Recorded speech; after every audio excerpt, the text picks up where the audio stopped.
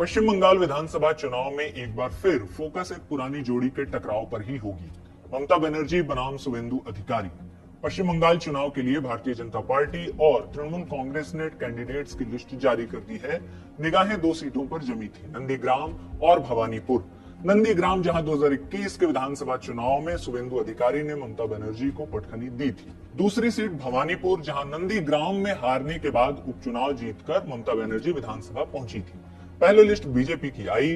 BJP ने दोनों ही सीटों से शुवेंदु को ही मैदान में उतारा है। 17 मार्च को जब टीएमसी की लिस्ट आई तो पता चला कि इस बार भी ममता बनर्जी भवानीपुर से ही चुनाव लड़ेंगी। यानी प्रचार से परिणाम तक निगाहें भवानीपुर में होने वाली तकरार पर होगी और कुछ सवाल होंगे जिनके जवाब 4 मई को मिलेंगे। मसलन ये कि क्या एक बार फिर शुवेंदु अधिकारी के हाथों ममता बनर्जी को हार मिलेगी या इस बार ममता बनर्जी अपनी सीट बचा ले जाएंगे। चुनाव आयोग ने पश्चिम बंगाल समेत 5 राज्यों में चुनाव की तारीखों का ऐलान कर दिया है। केरल, असम और पुडुचेरी में 9 अप्रैल को एक चरण में वोटिंग होगी। तमिलनाडु में 23 अप्रैल को एक चरण में ही वोटिंग होगी।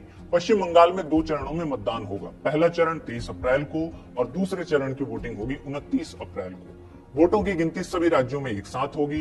तारीख तय हुई है 4 मई की। चुनाव आयोग ने तारीखों का ऐलान किया। उसके बाद 16 मार्च को बीजेपी ने पश्चिम बंगाल के लिए अपने उम्मीदवारों की लिस्ट जारी कर दी। पार्टी ने पूर्वी मेदिनीपुर की नंदीग्राम सीट और कोलकाता की भवानीपुर सीट से शुवेंदु अधिकारी को टिकट दिया है। शुवेंदु फिलहाल नंदीग्राम से विधायक हैं। इसके बाद 17 अप्रैल को पश्चिम बंगाल के सीएम ममता बनर्जी ने अपने सांसद भतीजे अभिषेक बनर्जी के साथ एक प्रेस कॉन्फ्रेंस की, जहां उन्होंने अपनी पार्टी के उम्मीदवारों की लिस्ट जारी की।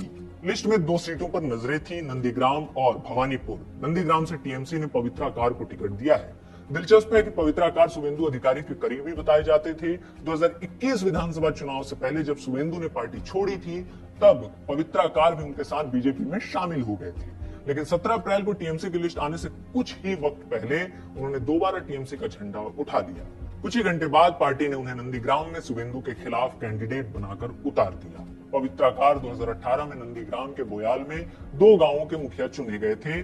माने स्थानीय नेता हैं जो अब शुवेंदु अधिकारी से भिड़ेंगे। बात करें भवानीपुर की तो वहां से ममता बनर्जी दोबारा चुनाव लड़ेंगी।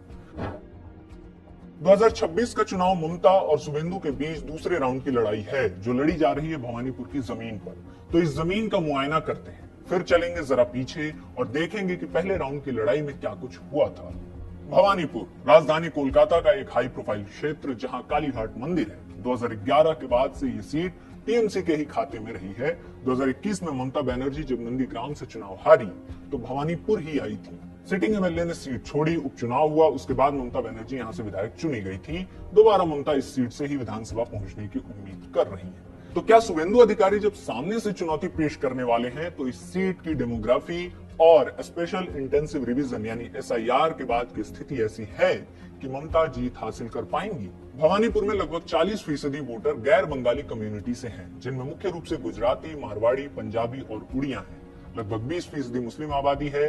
जनसंख्या का ये समीकरण 2011 के बाद से टीएमसी और ममता बनर्जी के ही पक्ष में रहा है। लेकिन भवानीपुर में गैर बंगाली व्यापारी वर्ग के वोटर्स का झुकाव बीते कुछ वर्षों में बीजेपी की ओर रहा है। ये बात ममता बनर्जी भी बखूबी समझती हैं।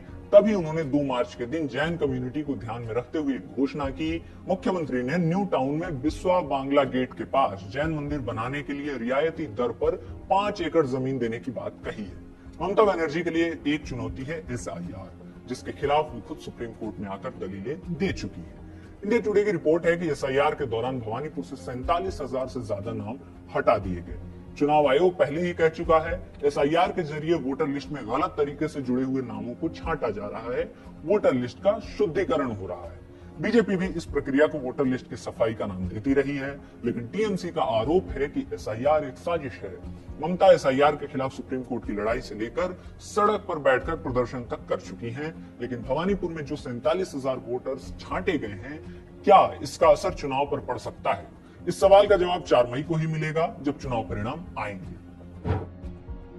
बीजेपी उम्मीदवारों की लिस्ट आने से पहले ही मीडिया में ये रिपोर्ट्स छप रही थी कि शुवेंदु अधिकारी ने दिल्ली आलाकमान के सामने एक प्रस्ताव रखा है। खुद कहा है कि पार्टी उन्हें नंदीग्राम के अलावा भवानीपुर से भी टिकट दे ताकि ममता बनर्जी के सामने वो लड़ सके। शुवेंदु ने खुद भी ये बयान दिया था कि नंदीग्राम में वो पहले ममता बनर्जी को हरा चुके हैं, इस बार भवानीपुर में भी हराएंगे। बीजेपी ने शुभेंदु को टिकट दे दिया।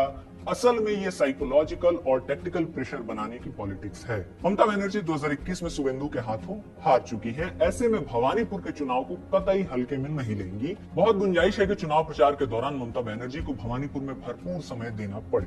ऐसा होता नहीं दिख रहा कि वो भवानीपुर में 2-3 दिन ही प्रचार करें, बाकी दिन राज्य के 23 जिलों में पार्टी के लिए प्रचार करती दिखें।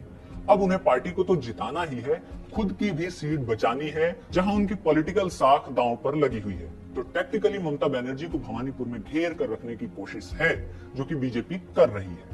ऐसे टैक्टिकल मूव का फायदा बीजेपी को क्या पूरे राज्य में मिलेगा? जवाब काफी हद तक ना ही होगा, लेकिन उन सीटों पर इसका असर जरूर दिख सकता है जहां क्लोज फाइट हो, टक्कर की लड़ाई हो, जहां टीएमसी और बीजेपी के बीच जीत हार का अंतर महज 1000-1500 वोट का रहने वाला हो। अब चलते हैं इस सवाल पर कि जब बीजेपी और शुभेंदु अधिकारी को इतना ही कॉन्फिडेंस था तो वो 2 सीटों पर चुनाव लड़ने के लिए क्यों उतर गए? क्यों नहीं सिर्फ भवानीपुर से ही उन्होंने चुनाव लड़ा? जवाब मिलता है साल 2011 में। 2011 के पश्चिम बंगाल चुनाव का माहौल तैयार हुआ सिंगूर और नंदीग्राम आंदोलन से। सिंगूर में टाटा के नैनो प्रोजेक्ट के लिए तत्कालीन बुद्धदेव भट्टाचार्य की सरकार ने किसानों से जमीन अधिग्रहण की प्रक्रिया शुरू की थी, जिसके खिलाफ ममता बनर्जी ने प्रदर्शन किया था। नैनो प्रोजेक्ट तब सिंगूर में नहीं लग पाया था। नंदीग्राम में एक केमिकल हब लगाने के लिए जमीन अधिग्रहण होने की चर्चा शुरू हुई थी। तब भी उसके खिलाफ आंदोलन हुआ था, जिसका नेतृत्व ममता बनर्जी ने ही किया। इन्हीं आंदोलनों ने ममता को ममता बनाया। नतीजा, ममता ने 2011 के चुनाव में पश्चिम बंगाल से कम्युनिस्ट पार्टी सीपीआईएम की सरकार को उखाड़ फेंका। तब से वो बंगाल के सत्ता में हैं।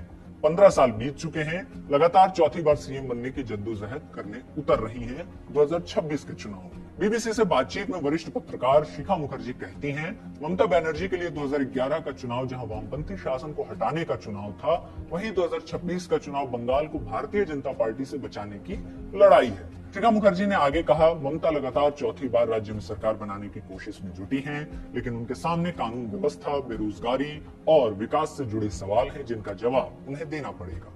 ममता बनर्जी बिना किसी रोक टोक या चिंता के लगातार 2 बार चुनाव जीती, 2011 और 16। लेकिन 2021 का चुनाव चुनौतियां लेकर आया। बीजेपी ने आक्रामक तरीके से 2021 का चुनाव लड़ा। उनके करीबी शुभेंदु अधिकारी को बीजेपी ने अपने साथ जोड़ लिया, फिर उन्हीं के खिलाफ नंदीग्राम में उतार दिया। चुनाव हुआ, ऐसा लग रहा था कि ममता थोड़ी मुश्किल से ही सही, लेकिन चुनाव जीत जाएंगी। नतीजा ये रहा कि शुभेंदु ने ममता को 2000 वोटों से हरा दिया। तब वो सिर्फ एक ही सीट से चुनाव लड़ रही थी। राज्य के चुनाव में उनकी पार्टी तो जीत गई, लेकिन खुद अपनी सीट ममता बनर्जी नहीं बचा सकी। नियम के मुताबिक सीएम बनने के लिए उन्हें 6 महीने के भीतर एमएलए या एमएलसी बनना था। तब भवानीपुर से टीएमसी के विधायक चुने गए थे शोभनदेव चट्टोपाध्याय। उन्होंने सीट छोड़ी, जिसके बाद हुआ उपचुनाव। उपचुनाव में ममता बनर्जी ने एक आसान जीत हासिल की। अब 2026 का चुनाव सिर पर है और 2021 की तरह फिर से शुभेंदु ने ममता बनर्जी के साथ सीधा सिर भिड़ा लेने की तैयारी कर ली है। किसे चोट लगेगी, कौन अपना सिर कुछ और मजबूत कर सामने आएगा, इसका जवाब 4 मई को मिलेगा।